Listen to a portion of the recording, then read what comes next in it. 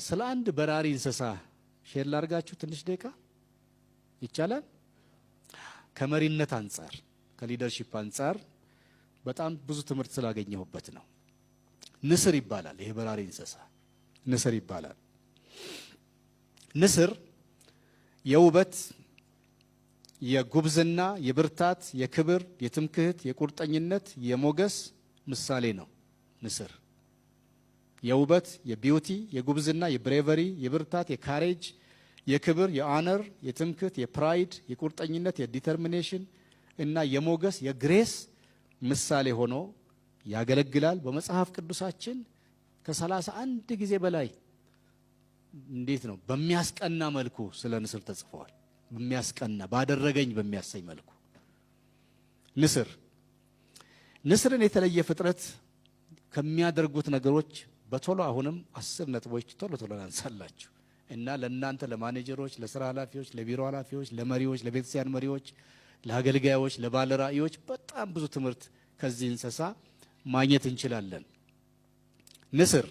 ንስር የማየት ችሎታው በጣም አስደናቂ ነው። የማየት ችሎታው ንስር በሶስት እሱ ከተቀመጠበት ዛፍ ላይ ሆኖ ወይም ተራራ ላይ ሆኖ 3 እስከ 4 ኪሎ ሜትር ድረስ 3 እስከ 4 ኪሎ ሜትር አይ ቲንክ 3 ኪሎ ሜትር በዚህ በሆሳና የማቀው ከአደባባዩ እስከ ቦቢቾ ድረስ ይመስለኛል እና ካለበት ከተቀመጠበት ዛፍ ላይ ወይም ተራራ ጫፍ ላይ ሆኖ እስከ 4 ኪሎ ሜትር አርቆ የምትንቀሳቀስ በቅጠላ ቅጠል ውስጥ የምትንቀሳቀስ አይጥ ማየት ይችላል።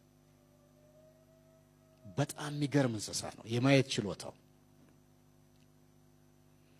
ከማየት ችሎታው ሳልወጣ እንደዚህ ወደዚህ ፊቱን አድርጎ እስከ 340 ዲግሪ ድረስ አይኖቹ ይዘዋወራሉ።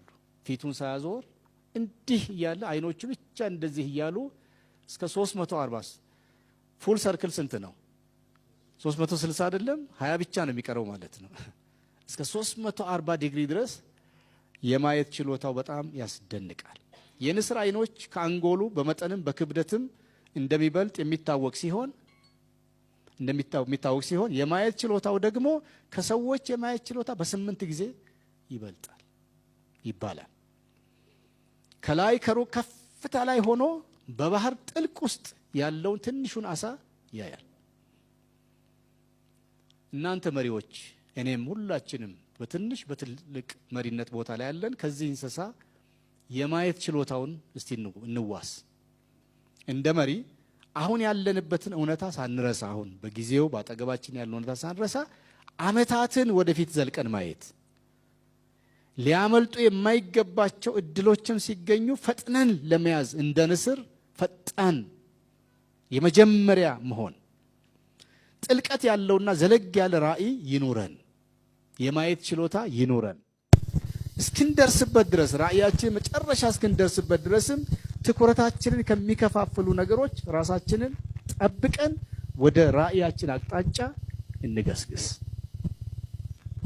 በክፉ ጊዜ ዘለግ ያለ ራእይ በማየትና ከዙሪያቸው በሚሰሙት ጫጫታ ሳይወናበዱ ወዳዩት ራእይ ጨክነው በመሮጥ በመጽሐፍ ቅዱስ እነ ኖህ ይጠቀሳሉ። 120 ዓመት ተሰርቶ ማያልቅ ግን ይቻላል ብለው የጀመሩ ፍጻሜውን ያዩ እዚህ ጋር ሆኖ 120 ዓመት ቢወስድም ምን ይሆናል? ይፈጸማል፣ ያልቃል ብለው መሪ ባለ ራእይ መሆን አለበት። የሩቁን ማየት አለበት።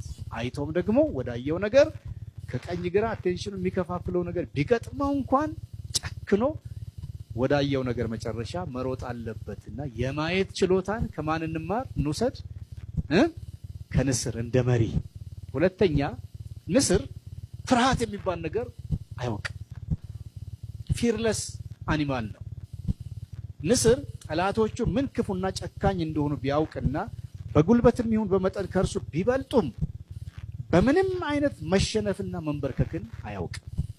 ንስር ከራሱ የሚበልጡ እንደ የበረሃ ፍየል የመሳሰሉ እንስሳትን ሳይቀር እንደ ጦር ሹል በሆኑና እንደ ቢላዋ በተሳሉ ጥፍሮቹ ሰቅስቆ ከያዘ በኋላ መጀመሪያ ወደ ሰማይ ወደ አየር አውጥቶ